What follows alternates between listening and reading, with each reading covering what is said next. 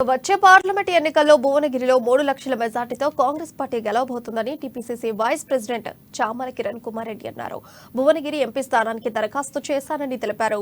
Youth Congress నుంచి vice president దాకా తాను పార్టీకి చేసిన సేవలు, కోమటిరెడ్డి బ్రదర్స్ ఆశీర్వాదంతో భువనగిరి ఎంపీ టికెట్ తనకే దక్కుతుందని అంటున్న కిరణ్ కుమార్ రెడ్డితో మా ప్రతినిధి హరీష్ ఫేస్ టు ఫేస్. ఈ స్థానాలకు సంబంధించి కూడా రెండో రోజు దరఖాస్తుల ప్రక్రియ కొనసాగుతుంది. మొదటి రోజు 7 దరఖాస్తులు చేశారు. పెద్ద ఎత్తున కాంగ్రెస్ పార్టీ సంబంధించిన పార్లమెంట్ సెగ్మెంట్లకు దరఖాస్తులు కొనసాగుతుంది. ప్రస్తుతం మనతో పాటు వైస్ ప్రెసిడెంట్ చామల కిరణ్ కుమార్ రెడ్డి గారు ఇప్పుడే దరఖాస్తు చేశారు. ఎట్లా అంటే భువనగిరి పార్లమెంట్ సెగ్మెంట్ సంబంధించి ఇప్పటికే 2 దరఖాస్తులు ఉన్నాయి. తీన్మార్ మల్లన్న పోటీలో ఉంటున్నారు, కైలాష్ నేత పోటీలో ఉంటున్న నేపథ్యం కోమటిరెడ్డి ఫ్యామిలీ నుంచి కూడా పోటీ కనిపిస్తుంది. ఇక ప్రధానమైన పోటీ భువనగిరి నుంచే ఉండి ఎట్లా ఉండబోతుంది? ముఖ్యంగా నేను గత 2 సంవత్సరాలుగా భువనగిరి నియోజకవర్గంలో పనిచేస్తున్నా. ఎందుకంటే నేను అసెంబ్లీ నియోజకవర్గం నాది తుంగతుర్తి అసెంబ్లీ నియోజకవర్గం.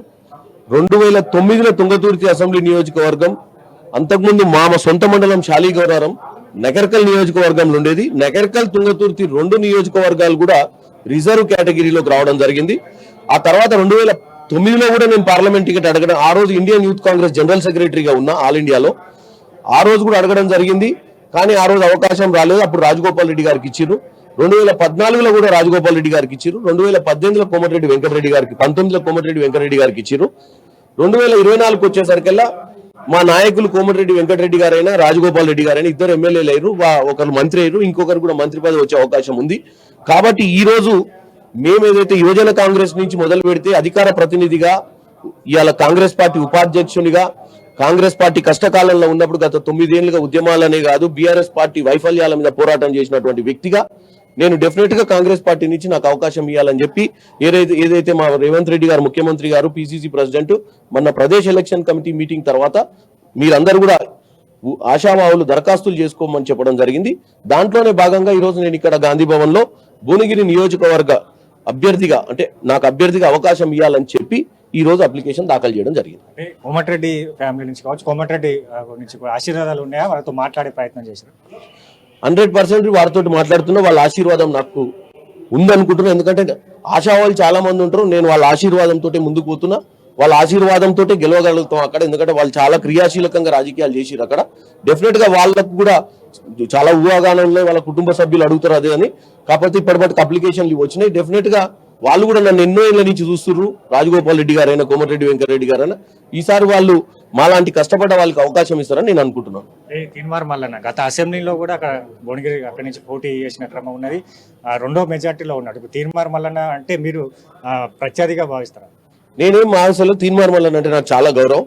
తీన్మార్ మల్లన్న కూడా బీఆర్ఎస్ వైఫల్యాలను ఎండగట్టడంలో చాలా కష్టపడి పనిచేసిర్రు. ఈ రోజు కాంగ్రెస్ పార్టీ అధికారంలోకి రావడానికి తీన్మార్ మల్లన్న లాంటి యూట్యూబ్ ఛానల్ పెట్టుకొని వాళ్ళ సొంత కష్టంతో ఈ రోజు బీఆర్ఎస్ పార్టీని వాళ్ళ వైఫల్యాలు, వాళ్ళు చేసినటువంటి ద్రోహాలు, ప్రజలకు అన్యాయం చేసిన నిధులు నియామకాల నినాదంతో తెచ్చుకున్న తెలంగాణను తుంగలో తొక్కినప్పుడు తీన్మార్ మల్లన్న లాంటి వాళ్ళు డెఫినెట్ గా పార్టీ అని కాదు, ఆయన పార్టీలో లేకుండే, ఏ పార్టీలో లేకున్నా కూడా ఆయన ఒక విలేకరిగా, ఒక జర్నలిస్ట్ గా పార్టీకి ఇండైరెక్ట్ గా సాయం చేసిన వాళ్ళు. డెఫినెట్ గా ఆయన అవకాశాలు ఆయన అడిగిండు. నేను నాది అడిగిన, అధిష్టానం నిర్ణయం తీసుకుంటది. ఎందుకంటే తీన్మార్ మల్లన్న గతంలో కూడా ఎమ్మెల్సీగా పోటీ చేయడం జరిగింది.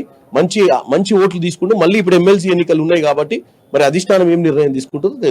ఫైనల్ గా భువనగిరికి సంబంధించి కావచ్చు, పార్లమెంట్ సెగ్మెంట్ లోనే ఇక్కడ ఆలేరు, భువనగిరి, ఇబ్రహీంపట్నం ఇట్లాంటి నియోజకవర్గాలు కాంగ్రెస్ పార్టీ గెలిచింది. ఇప్పుడు ఎలా ఉండబోతుంది, ఏ విధంగా వెళ్తుంది కాంగ్రెస్? డెఫినెట్ గా అసెంబ్లీ ఎన్నికల కంటే కూడా పార్లమెంట్ ఎన్నికలకు ఎక్కువ ఓటు శాతం పెరిగే అవకాశం ఉంది కాంగ్రెస్ కి. ఎందుకంటే బీఆర్ఎస్ నాయకులు ఎమ్మెల్యేలే కాకుండా లోకల్లో ఉన్న జెడ్పీటీసీలు, ఎంపీసీలు, సర్పంచ్లు, కౌన్సిలర్లు కూడా చాలా మంది కాంగ్రెస్ లకు రావాలని కోరుకుంటారు. మంచి నాయకత్వం ఉంటే కాంగ్రెస్ పార్టీలో చాలా మంది రావాలనుకుంటారు. డెఫినెట్ గా ఒక కొత్త నాయకత్వం నన్ను అందరూ కూడా ఆశీర్వదిస్తారు అనుకుంటున్నా. నేను కూడా కాంగ్రెస్ పార్టీ ద్వారాలు తెరవాలంటున్నా. ఎందుకంటే ఈ బీఆర్ఎస్ పార్టీ అనేది 2002 ముందు లేనే లేదు. 2002 తర్వాత ఆవిర్భవించిన బీఆర్ఎస్ పార్టీలో పోయిన వాళ్ళంతా కూడా కాంగ్రెస్ నాయకులే గతంలో, లేదా టీడీపీ నాయకులు పోయిరు, లేదా కమ్యూనిస్ట్ నాయకులు పోయిరు. వాళ్ళు కూడా ఆ రోజు ఏ రోజు కూడా వాళ్లకు ఆ పార్టీలో స్వతంత్రం లేకుండే, ఆ పార్టీలో వాళ్లకు ఆత్మగౌరవం లేకుండే, ఏదో అధికారంలో ఉంది కదా అని తలదాచుకునే తప్ప ఏ రోజు కూడా వాళ్ళు సుఖపడలేదు. కాబట్టి నేను డెఫినెట్ గా కాంగ్రెస్ పార్టీ అధిష్టానానికి కూడా చెప్తున్నా, ఈ రోజు కాంగ్రెస్ పార్టీ అనేది మహాసముద్రం లాంటి పార్టీ. ఇదేం చెరువు కాదు, కుంట కాదు. ఈ సముద్రంలో ఎంతో మంది రావచ్చు, కానీ పార్టీ కోసం కష్టపడే వాళ్ళు వచ్చిన తర్వాతనైనా పార్టీ కోసం కష్టపడాలి. కాబట్టి డెఫినెట్ గా భువనగిరి నియోజకవర్గంలో ఉన్న 7 అసెంబ్లీలల్లో 6 అసెంబ్లీలు గెలిచినాం. జనగాం కూడా ఓడిపోవడానికి చిన్న చిన్న కారణాలు ఉన్నాయి, లేకపోతే జనగాం కూడా 100% గెలిచేది ఉండే, 7 గెలిచేది ఉండే. 3 లక్షల పై నియర్లీ 3 లక్షల ఓట్లతోటి ఆధిక్యంలో ఉన్నాం ఈ రోజు అసెంబ్లీ ఎన్నికలలో. డెఫినెట్ గా నాలాంటి యువ నాయకుడు అందరినీ కలుపుకొని పోయేటువంటి మనస్తత్వం ఉన్న నాయకునికి ఇస్తే చాలా మంది పార్టీలో జాయిన్ అవుతారు. 3,50,000 పైచిలకు ఓట్లతోటి భువనగిరి పార్లమెంట్ గెలుస్తుంది కాంగ్రెస్ పార్టీ.